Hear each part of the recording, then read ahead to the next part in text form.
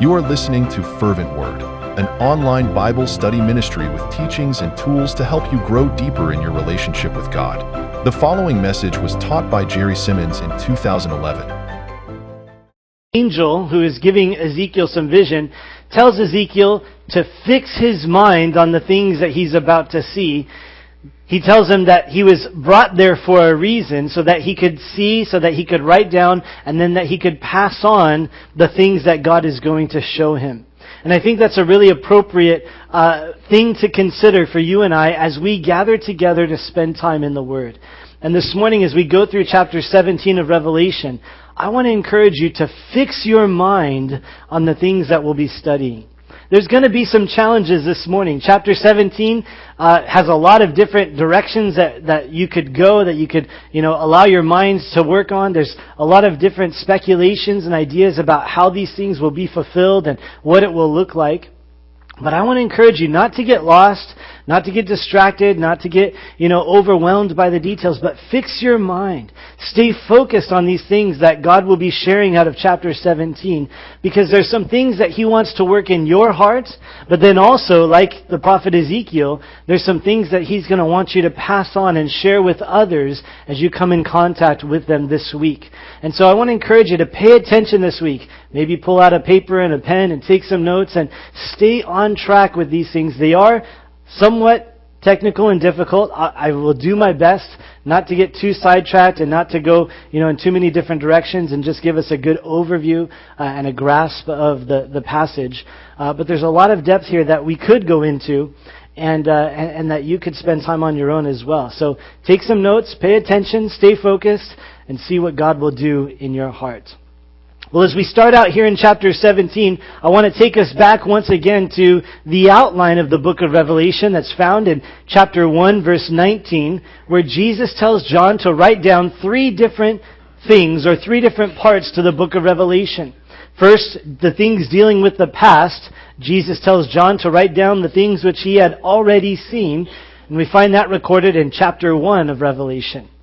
And then Jesus tells John to write down the things which are. That's dealing with the present time. And that continues and extends even to the day that we're living in today. It's the present time, the time of the church, and it extends until the rapture of the church. And so chapters 2 and 3, those 7 letters to the 7 churches, deal with that church age and the present time. Well, then Jesus tells John to write down the things in regard to the future. The things which will take place after these things, he said. And that's chapters 4 through 22 of the book of Revelation. Pretty much the whole book is dealing with these future events that are yet to happen. And what are those events that will come to pass? Well, we've been looking at this list over and over again. We start out looking at Revelation chapter 4, the rapture of the church. That time when the church will be caught up to meet the Lord in the air, and then we will forever be with the Lord, Paul tells us in 1 Thessalonians chapter 4. At that time, with the church out of this world, the earth is going to then go through 7 years of tribulation. And that's recorded here in Revelation in chapters 6 through 19. This 7 years of tribulation we've been studying for the past many weeks. It's going to be a time of great devastation and destruction with all of the things that will be going on, and we'll talk more about that in just a few moments. Well, the 7-year tribulation period comes to an end with the return of Jesus Christ. He comes back, sets foot on the earth, and establishes His kingdom here on the earth for 1,000 years. The saints who were caught up to be with the Lord come back with Him at that time, and we rule and we reign with Him during that 1,000-year reign of Christ. During that time, the earth is renewed, there's peace, there's righteousness, and Satan is bound in the bottomless pit for that 1,000 years. However, he is released for a short time at the end of the 1,000-year reign, and he leads one final rebellion against God. Don't have to sweat about that, don't worry about it. That rebellion will fail. He cannot defeat God. And that failure in that last rebellion, or that last attack against God, will bring about the final judgment of Satan and his angels. It's called the Great White Throne Judgment. And at that time, Satan and his demons will be cast into the lake of fire. And Revelation chapter 20 verse 15 also tells us that whoever is not written in the book of life will also be cast into the lake of fire at that time. It's the final judgment for those who have rejected God and His Savior Jesus Christ. Well, then the end of the book, chapters 21 and 22, then go on to look at the rest of eternity. The new heavens, the new earth, the new Jerusalem that descends out of heaven, and then the rest of the ages that is in store for those who have walked with God. And there's some great things in store, and we get a glimpse of that in those final chapters. And so these are the things which must shortly take place. They're going to happen. There's no getting around that. And they could happen at any moment. These things could begin to transpire, begin to be fulfilled at any moment, at any instant. Well, as we're here in chapter 17, where we're at in the book is we're still working our way through the tribulation period. Just for a couple more chapters, we'll be spending this time in the tribulation period. And if you remember, the tribulation period began with the opening of a scroll that had 7 seals. And as Jesus opened each of these seals, there was judgments and events that were happening in the earth as well as in heaven. When He opened the first seal, the Antichrist came forward upon the earth, conquering and to conquer. He rises to power at that time. The second seal is opened, and there's war that breaks out all around the world. The third seal is opened, and there's a worldwide famine that goes on. Then the fourth seal is opened, and a quarter of the earth dies as a result of all these things that are happening. The fifth seal opens, and John sees martyrs under the throne of God being comforted and told to wait just a little bit longer. Then the sixth seal is opened, and there's some catastrophic events that hit the earth. A great earthquake, an asteroid or a star falling from the sky. The sun turns black or dark, and the moon turns blood red at this time as well. Some cataclysmic events that are going on. Then the seventh seal is opened, and there's silence in heaven for about 30 minutes. In that silence come forth 7 more angels. And these 7 angels, each of them has a trumpet, and as they sound the trumpet, there's more judgments that are being poured out upon the earth or taking place upon the earth. And so these are the 7 trumpet judgments. The first trumpet sounded, and a third of the trees are burned.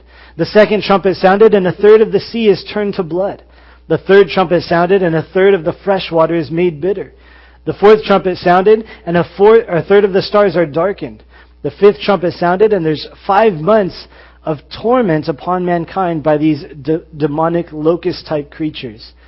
Then the sixth trumpet sounds, and there's 4 angels who are released, and they lead an army to kill 1/3 of mankind.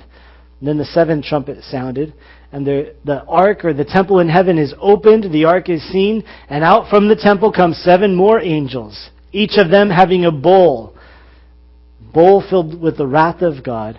And as each one pours out their bowl upon the earth, there's corresponding judgments and events that take place. That's what we looked at last week in chapter 16. And so these are the 7 bowl judgments. The first one is poured out, and there was a foul and loathsome sore that broke out upon those who had the mark of the beast. The second bowl is poured out, and the sea became blood. The third bowl is poured out, and the rest of the fresh water became blood. The fourth bowl is poured out, and the sun begins to scorch mankind with great heat. The fifth bowl is poured out, and there is darkness on the kingdom of the Antichrist. The sixth bowl is poured out, and the kings of the earth are gathered together at Armageddon for the final battle. And then the seventh bowl is poured out, and there's a great earthquake and hail, and all is done. Preparation is fully made now for the return of Jesus Christ. And so in these things, the 7 seals, the 7 trumpets, the 7 bowls, we have the totality of the tribulation period.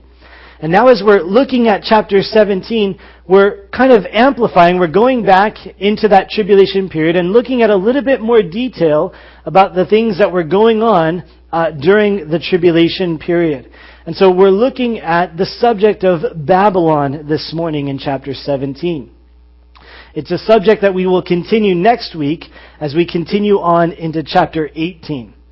Look with me, please, going back to chapter 16 for just a moment. Look at verse 19 with me. And it says this, keep in mind this is during that seventh bowl, the final judgment being poured out. In verse 19 it says, "Now the great city," that's Jerusalem, "was divided into 3 parts, and the cities of the nations fell. And great Babylon was remembered before God to give her the cup of the wine of the fierceness of his wrath."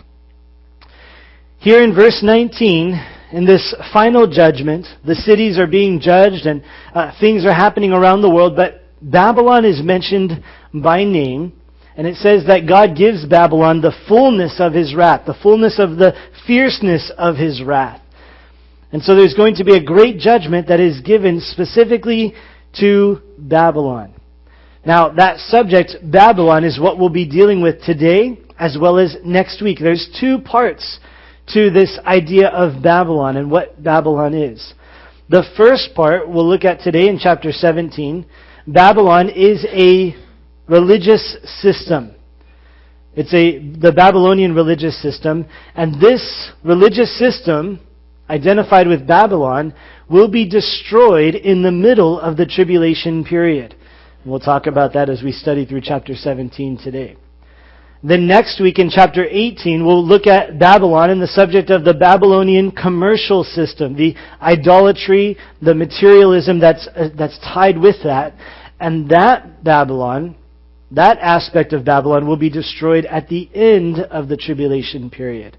So the idea of Babylon is something that isn't just, a location or a city. It's a system of false religion, a system of idolatry and materialism that extends back way to the beginning, way to ancient history, back to the times of Abraham and before that. It's the system of false religion and idolatry that's against God.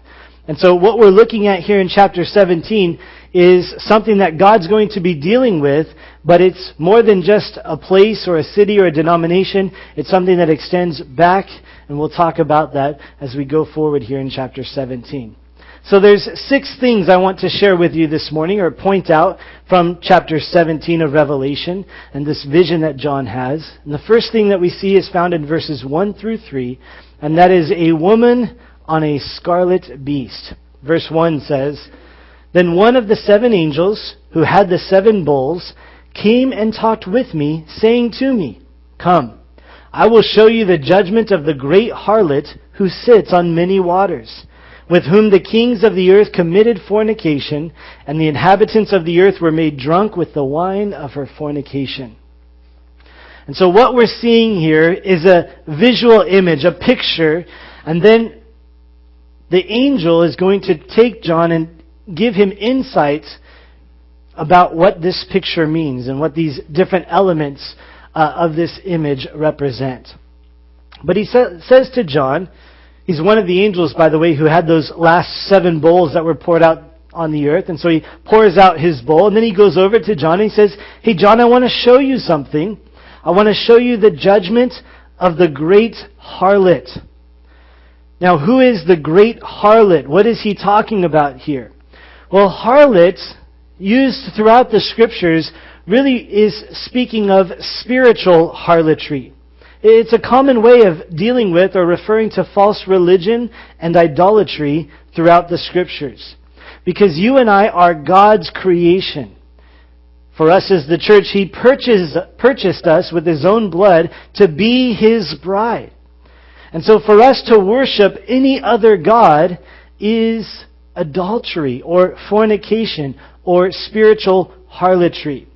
And so as he talks about this great harlot, he's speaking of a religious system or a system that's leading people to worship anything else other than God.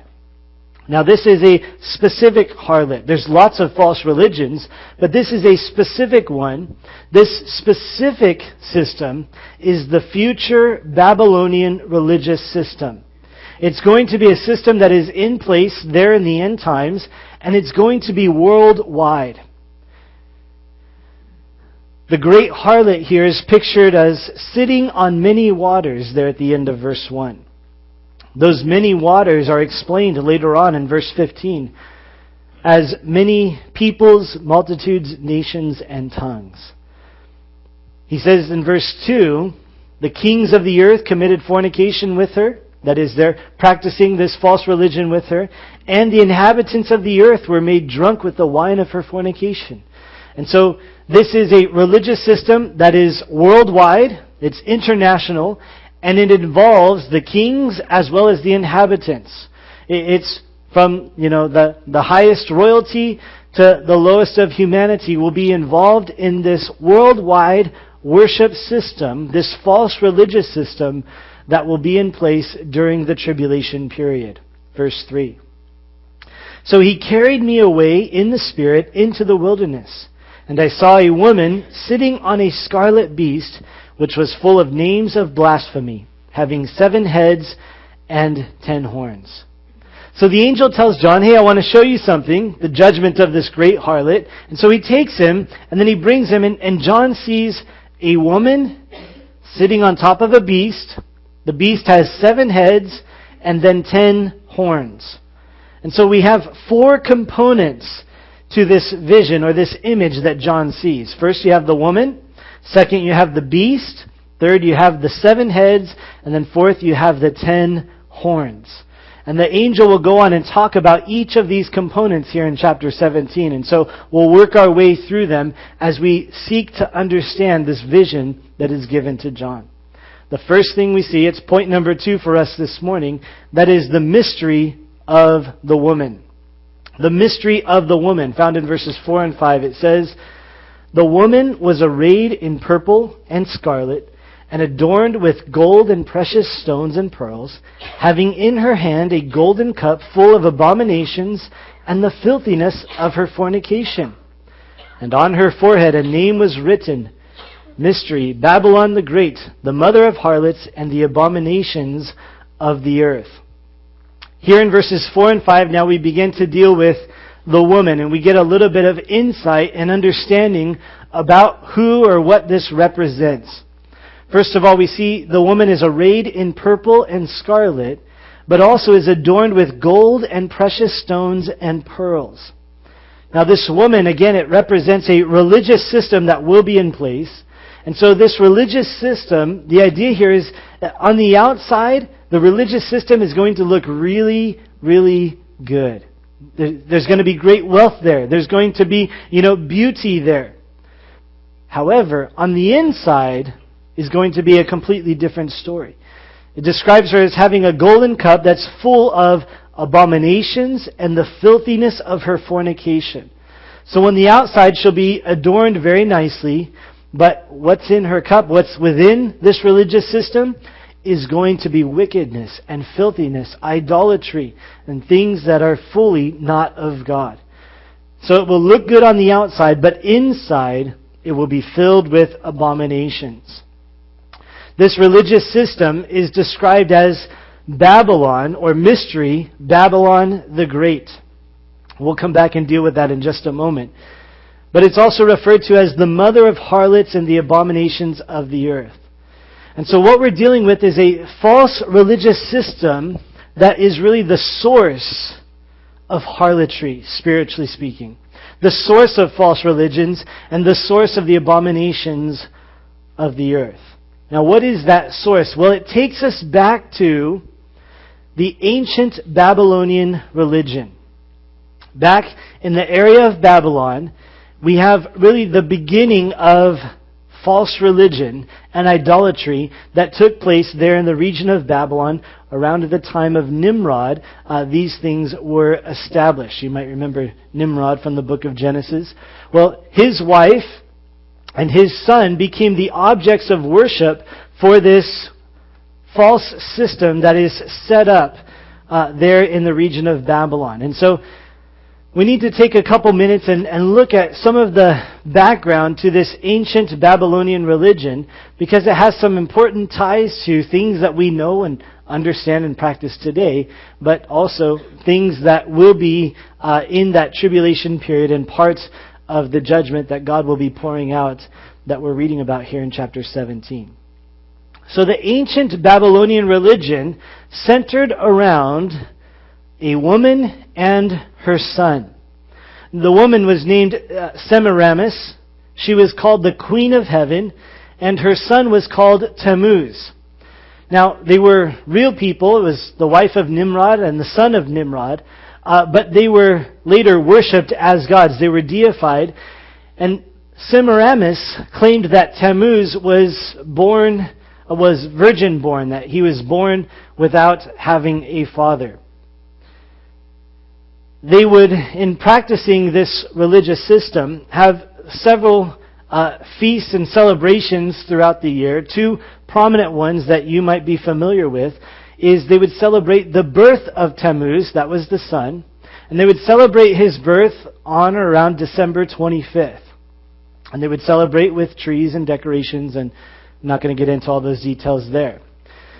They would also celebrate the resurrection of Tammuz, who again was the sun, because he was killed by a wild boar, and several days after that he rose again, according to their beliefs. And so they would celebrate the resurrection of this sun, of this god that they worshipped, in the springtime. They called it Ishtar, and as languages varied throughout the years, it morphed into what we call today Easter. And so these celebrations in the springtime and in the wintertime correspond with what we practice today as Easter and Christmas. Now, also part of this Babylonian religion that was existing there in Babylon was a priestly order. It was a hierarchy of priests, and they existed in order to, be part of this worship system. The priests were clearly identified by their particular hats, as well as their scarlet and purple robes and clothing that they wore. And this worship system was practiced in Babylon, but then it spread throughout the ancient world to pretty much all of the different regions. And all throughout the ancient world, this religion and this worship system was practiced, but the names were changed according to the languages that each region spoke. And so in the land of Canaan, where the children of Israel came in and dwelt, the land of Canaan, they practiced this religion, worshiping Ashtoreth as the queen of heaven, and Baal as the son who was born, supposedly virgin born, according to Semiramis. And so they worshipped Ashtoreth and Baal. Now you remember the prophets of Baal in the Old Testament? Those were those who were practicing this ancient Babylonian religion. And so that was something that was going on even amongst the children of Israel. In Egypt, it took the names Isis and Horus. And so Isis was the queen of heaven. Horus was the son who was born to her. In Greece, it was Aphrodite and Eros. And they practiced the same system, but with these names. And then in Italy, it took the names Venus and Cupid. And that's just kind of a quick sample of, it was practiced in all these different regions, but the names were according to their own language.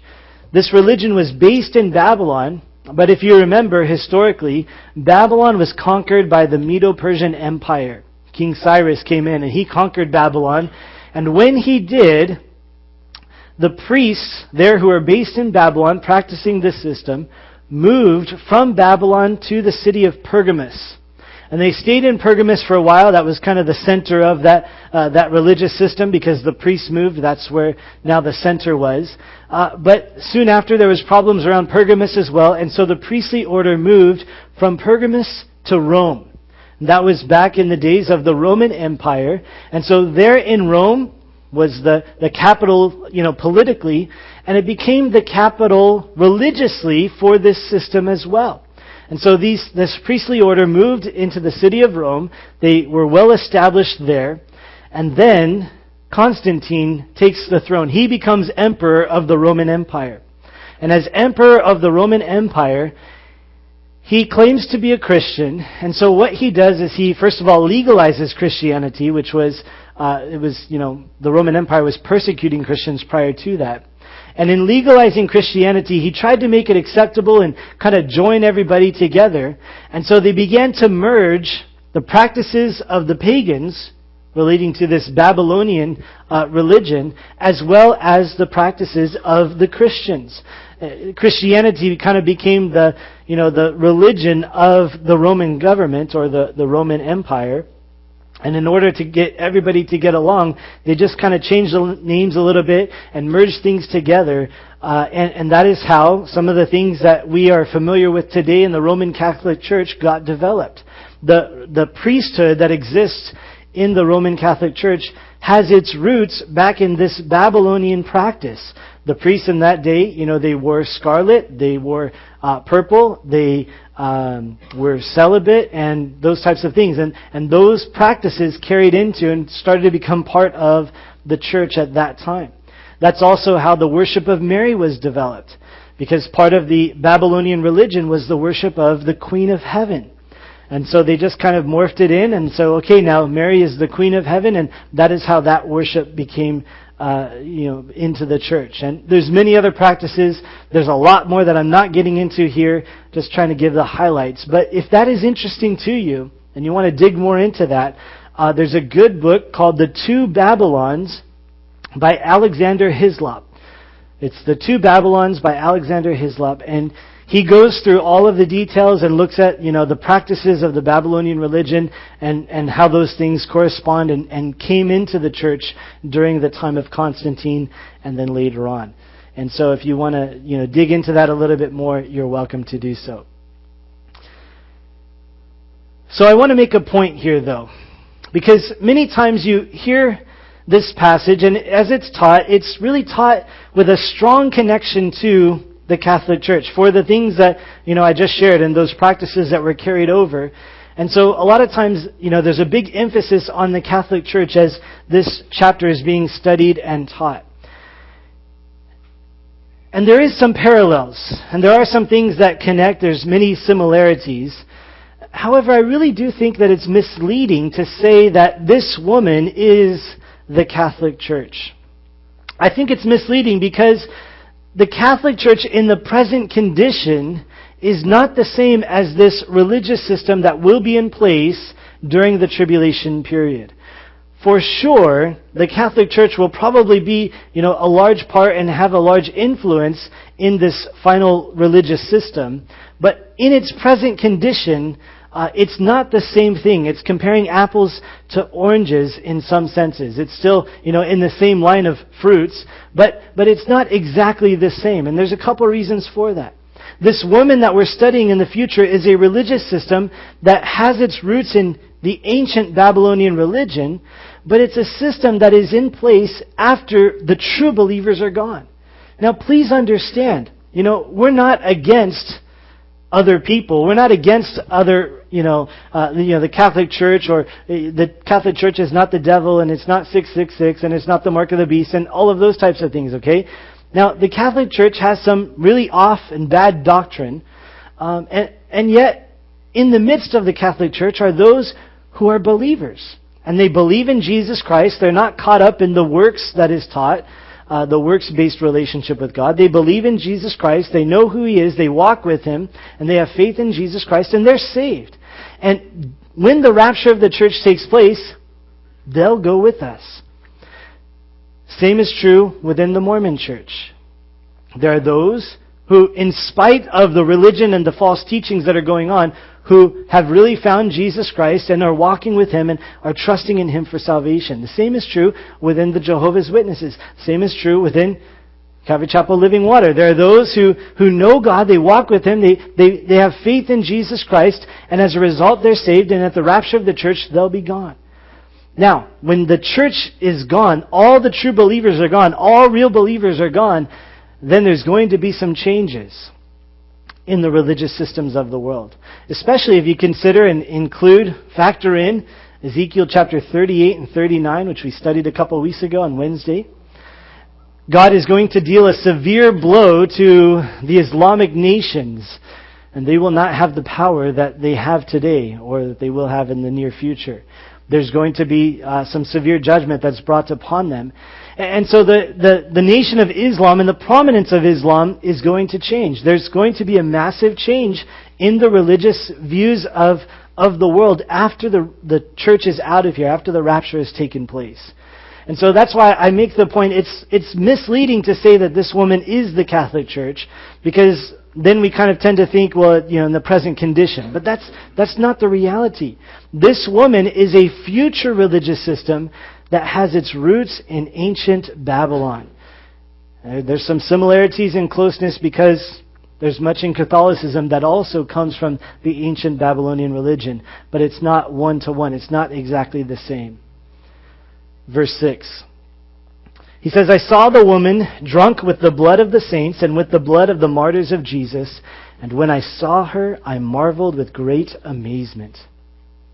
So when John sees this vision, he's pretty amazed. He marvels. He wonders at this vision that God is showing to him. And he sees this woman who is drunk with the blood of the saints. And so this religious system that is in place after the rapture, during the tribulation, is going to be severely persecuting those who are true believers. Those who have turned to God and got right with God and become saved through the tribulation period. This religious system is going to attack them, put them to death, and they are going to be drunk with the blood of the martyrs of Jesus. And so John sees this, and he marvels, he wonders. But now the angel is going to go on to give him even more insight into this image, or this vision that he's getting. So the mystery of the woman is a future religious system that has its roots in ancient Babylonian religion. As we go on, point number 3 this morning, verses 7 and 8, we look at the mystery of the beast. Verse 7 says, But the angel said to me, Why did you marvel? I will tell you the mystery of the woman and of the beast that carries her, which has the 7 heads and the 10 horns. And so the angel looks at him and says, Hey, why are you so amazed at this? I'm going to tell you the mystery. I'll tell you what's going on about this woman and the beast that carries her with the 7 heads and the 10 horns. Verse 8. The beast that you saw was and is not, and will ascend out of the bottomless pit and go to perdition. And those who dwell on the earth will marvel, whose names are not written in the book of life from the foundation of the world, when they see the beast that was and is not, and yet is. And so now the angel goes on to explain to John who the beast is, or what the beast is. And there in verse 8, it makes it all clear, and you probably have no questions at all, so we'll move right along, right? No, he explains it, but it does take some work for us to understand and know what this angel is talking about. Summarizing it for you, the beast is the Antichrist and his political system, kind of joined together. The Antichrist and that one world government that he will establish in those last days. We know this by looking back at chapter 13. You don't have to turn there, but Revelation chapter 13 verse 1, when we first started dealing with or talking about the Antichrist there in chapter 13, it says, I saw a beast rising up out of the sea, having 7 heads, 10 horns, and on his horns 10 crowns, and on his heads a blasphemous name. And so you can immediately see the similarities here. He's talking about the same beast here in chapter 17 as he was dealing with in chapter 13 with the Antichrist and the one world government that he will establish. The beast has 7 heads and 10 horns in chapter 13 as well as in chapter 17. Now he goes on to describe him, well actually starts out describing him as the beast that was and is not and that will ascend out of the bottomless pit and then go to perdition. And so what does this mean? Well, the bottomless pit, if you remember back in chapter 9, there was a bunch of demonic beings that were released from the bottomless pit and they torment the earth for 5 months. The bottomless pit is a temporary holding place for demonic spirits. In Revelation chapter 19, when Satan is bound for the 1,000-year reign of Christ, he's bound and kept in the bottomless pit. And so this bottomless pit is a holding place for demonic spirits. And so this beast that he sees that means that the beast already was at work in the world. The beast already, has had his influence on the world, is not. And so at the moment, as John is writing these things and they're being revealed to him, that beast is not in the world anymore, but will ascend out of the bottomless pit. And so what we're talking about here is a demonic spirit that was already at work in the world, that was now bound in the bottomless pit, but will ascend in the last days, in the tribulation period. This beast or this demonic spirit will ascend out of the bottomless pit and possess or influence the Antichrist, that final world leader who will come on the scene. And so we're looking at the workings of a demonic spirit in the world. Now, most will look at this and suggest that the beast that is, this demonic spirit was at work in Caesar Nero. Caesar Nero has passed off the scene as John is writing this, but he was a very wicked and, well, it could really only be described as demon-possessed in his antagonism and persecution of Christians.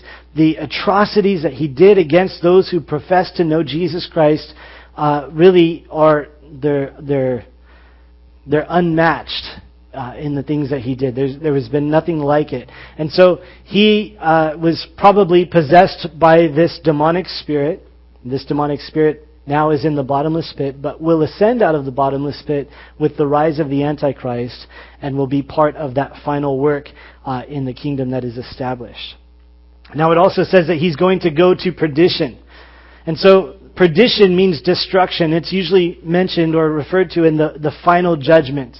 And it's interesting to me that the Antichrist is thrown into the lake of fire, the final judgment, right at the end of the tribulation period, which is actually before Satan is thrown into the lake of fire.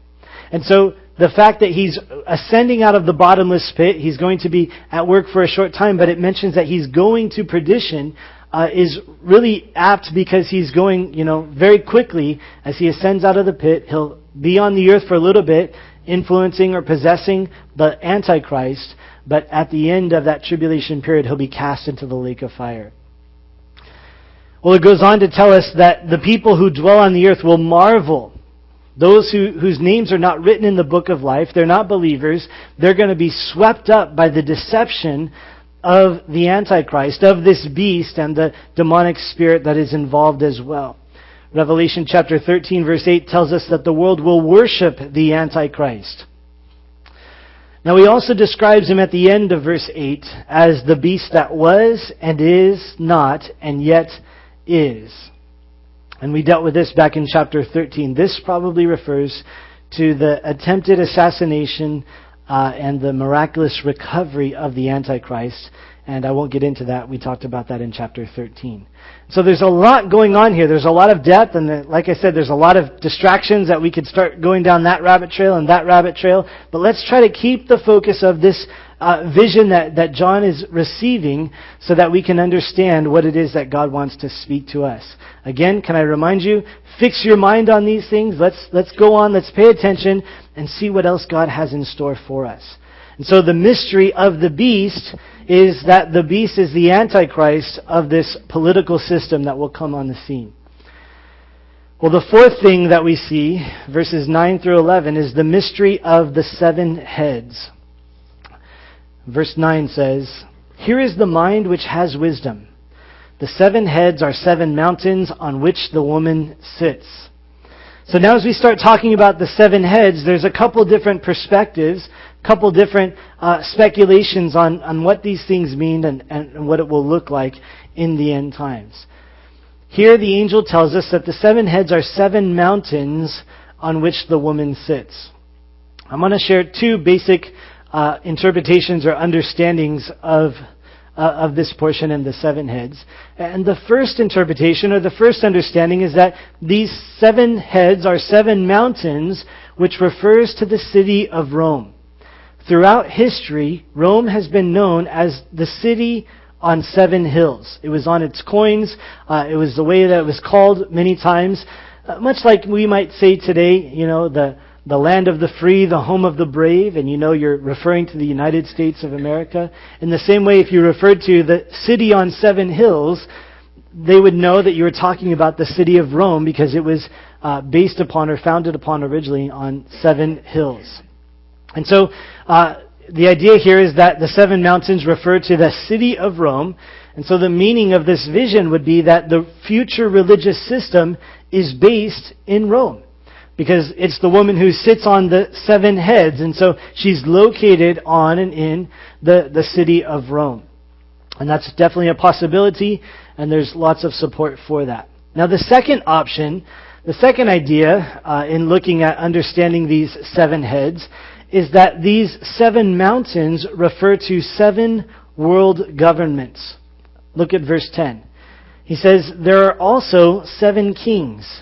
5 have fallen, 1 is, and the other has not yet come. And when he comes, he must continue a short time."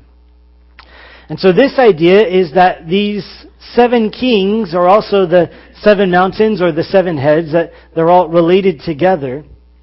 And so it refers not specifically to individual kings, but to 7 world governments that have existed throughout history. And of those world governments, 5 have fallen, 1 is, as John is writing this, and the other has not yet come. And so here's a quick snapshot of what that might look like. The 7 world governments, 5 that have fallen, as John is writing these things. The first was Egypt. That was kind of the first world power of the known world. It was ruling the world from Egypt. And then Assyria came on the scene, conquered Egypt, and they were the world power to be reckoned with. And they ruled the extent of the known world at that time. And then Babylon came on the scene. They conquered Assyria. They had a great empire for a season.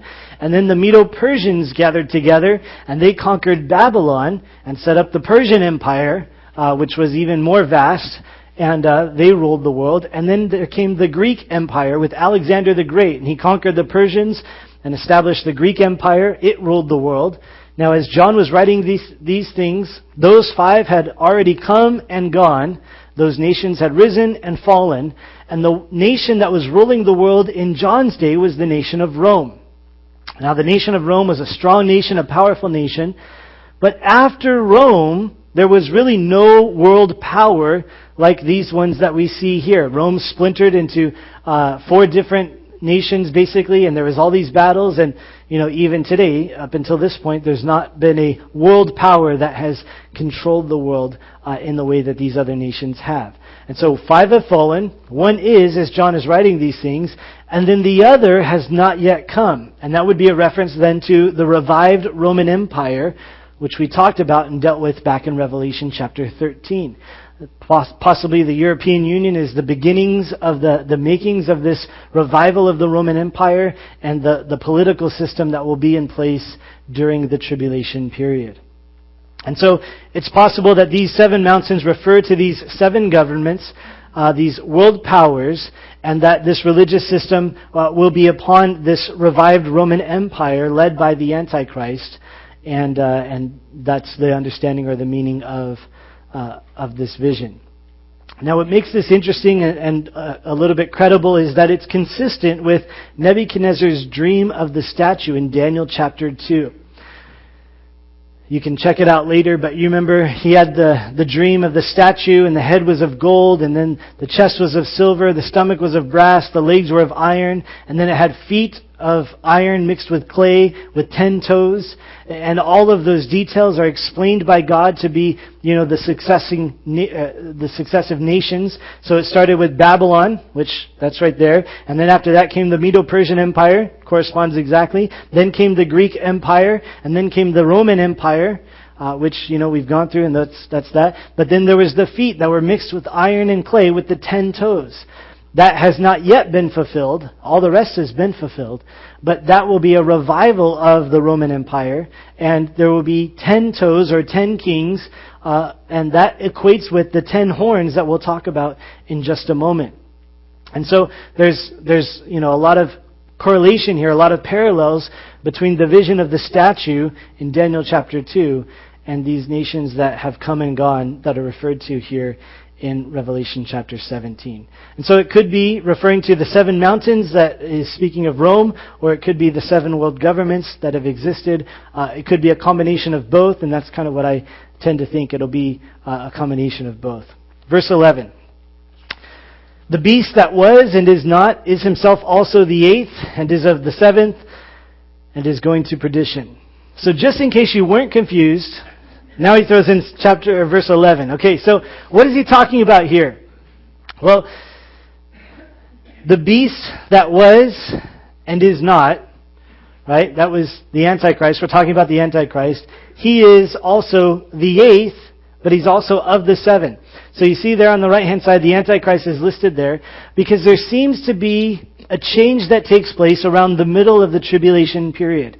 We'll finish off with this as we end up the chapter. But there's a change that takes place around the middle of the tribulation period where he reorganizes. At first he has the 10 nations together and he uses them. He gets the power that he wants.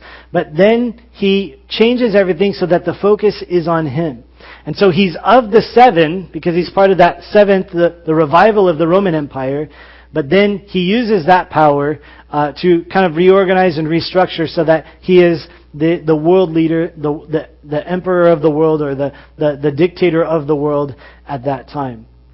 And so that's what verse 11 is talking about. You can spend some time wrestling with those ideas later. All right, fifth point, verses 12 through 14. Now we deal with the mystery of the 10 horns. The mystery of the 10 horns, starting in verse 12, says, "The 10 horns which you saw are 10 kings who have received no kingdom as yet, but they receive authority for 1 hour as kings with the beast. These are of one mind, and they will give their power and authority to the beast." So here we have the 10 horns representing 10 kings or 10 nations.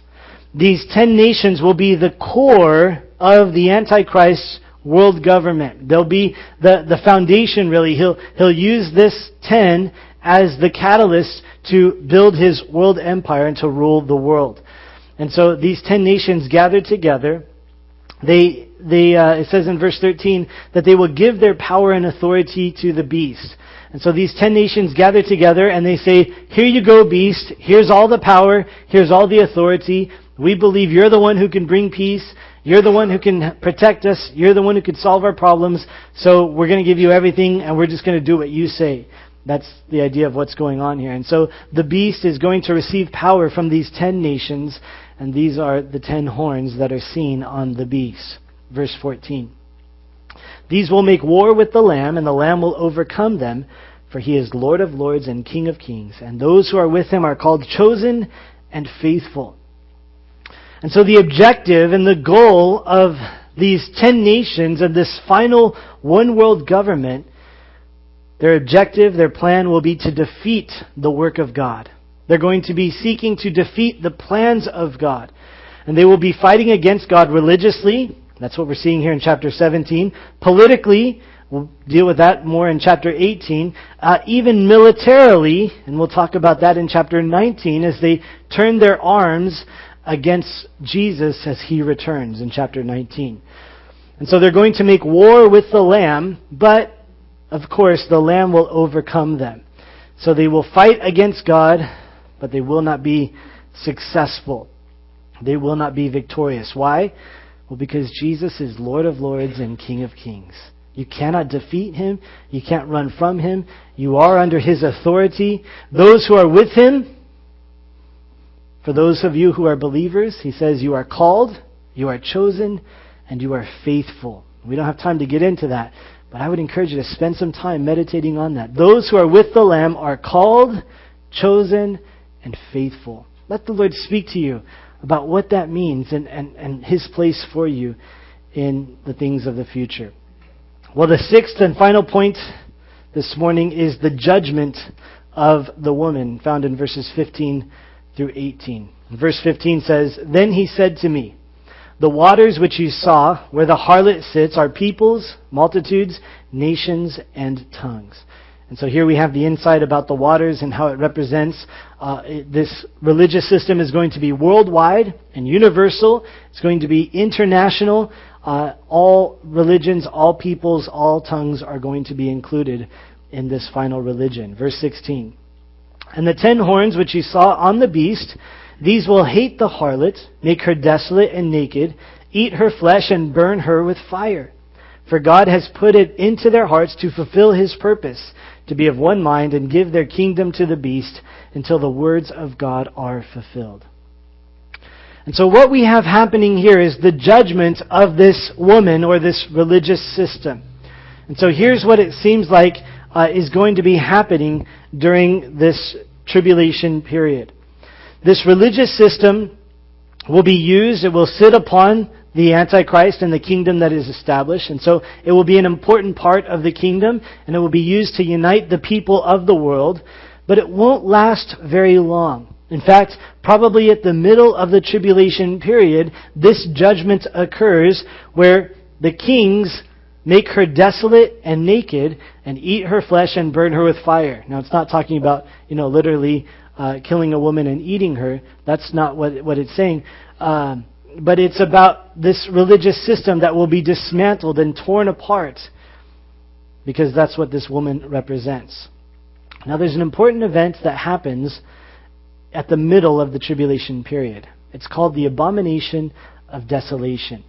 And this is when the Antichrist goes into the temple, he sets up an image of himself, and he demands that all of the world worship him as God.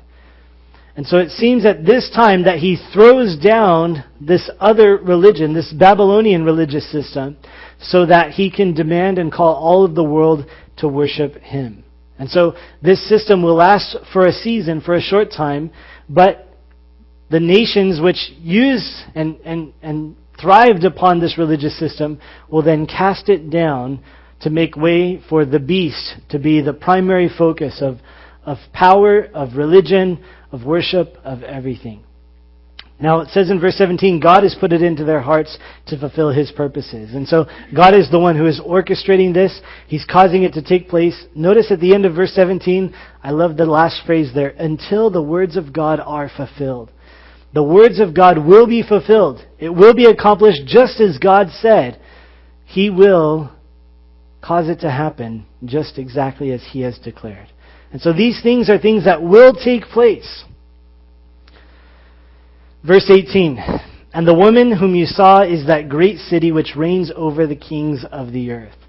And so kind of a quick recap of this religious system that we've been talking about here in chapter 17. Here's what we know about it.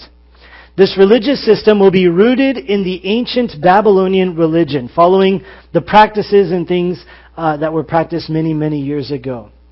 This religious system is the mother or the source of all false religions. This religious system is closely associated with the beast and that final kingdom that will be established. This religious system kills the true believers, the saints, during the tribulation period. And this religious system is closely associated with the capital city of the beast's government. He says there in verse 18, the woman whom you saw is that great city which reigns over the kings of the earth. And so perhaps that great city is Rome, perhaps it's Babylon, whatever the actual physical location is, this religious system is going to be based out of that capital city of the Antichrist government. And it will be core and central to the government that will be established by the Antichrist. And so as we look at these things, considering this judgment of this false religious system, it's important to understand and know, I think it's quite clear, God hates false religion. He describes it as harlotry, he describes it as fornication, he describes it as adultery. It's spiritually adultery and fornication against God. Because God has purchased us with his own blood. He has paid the price for us to have life in him and eternal life with him.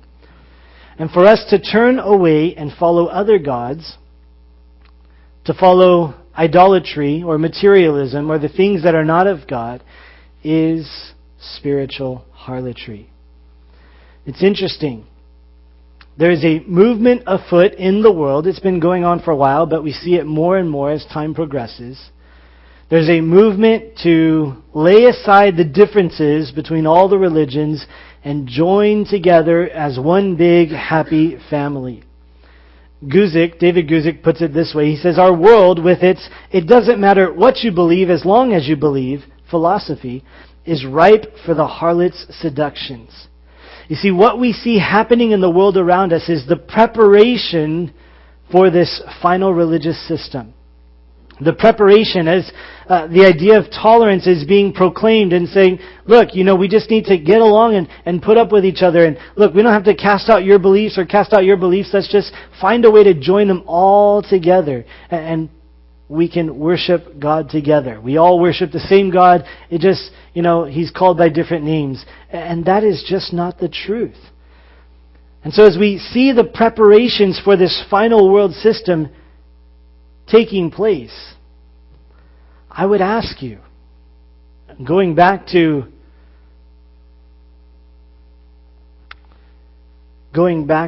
verse 14, he says, "These will make war with the Lamb, and the Lamb will overcome them, for He is Lord of lords and King of kings, and those who are with Him are called, chosen, and faithful." I would ask you, as we consider these things that are happening in our world, the preparation for the seductions and the deception that is going to take place in this world religious system that will be established, I would ask you, are you with Him? Those who are with Him, they're called, they're chosen, and they're faithful. But are you with Him? Are you walking with Jesus? Are you in a right relationship with God? Many people want the insurance policy of salvation without the life practice of salvation. That is, they don't want to go to hell, and so they want to come to church and be religious so that they can have the hope of heaven. But they don't want to change their life, and they don't want to turn and follow God with all of their heart and soul and mind and strength. But that's not a biblical option. Jesus said, if you want to follow me, you need to deny yourself. That's lay down your life, take up your cross, and follow me. It's a daily denial of self and a turning to follow Jesus Christ, an obedience to Him, walking with Him. Are you with Him?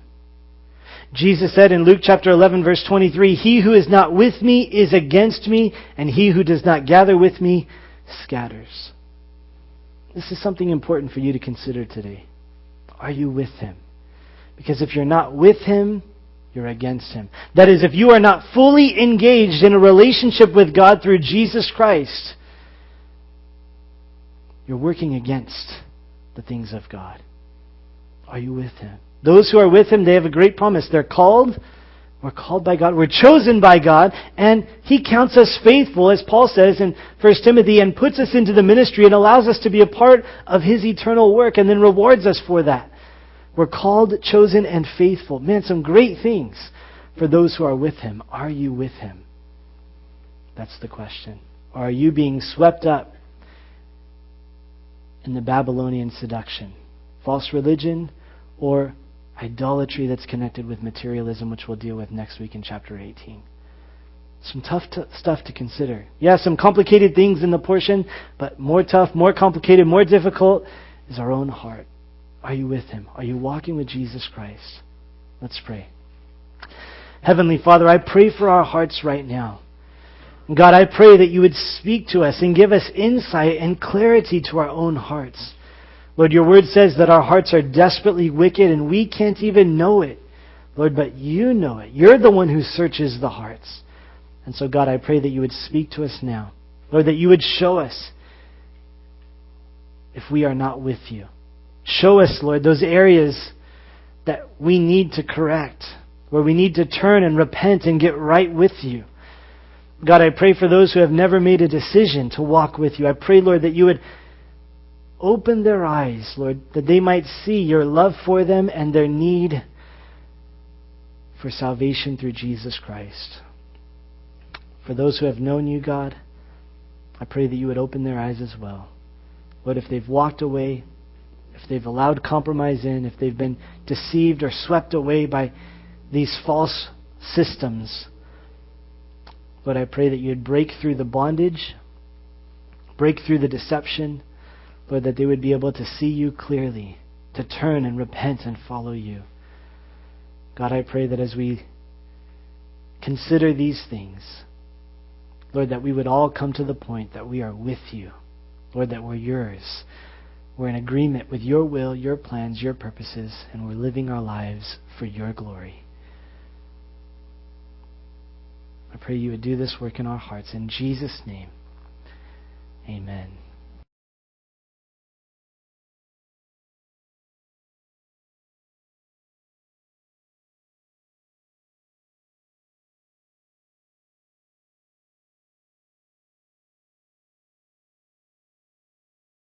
We pray you have been blessed by this Bible teaching.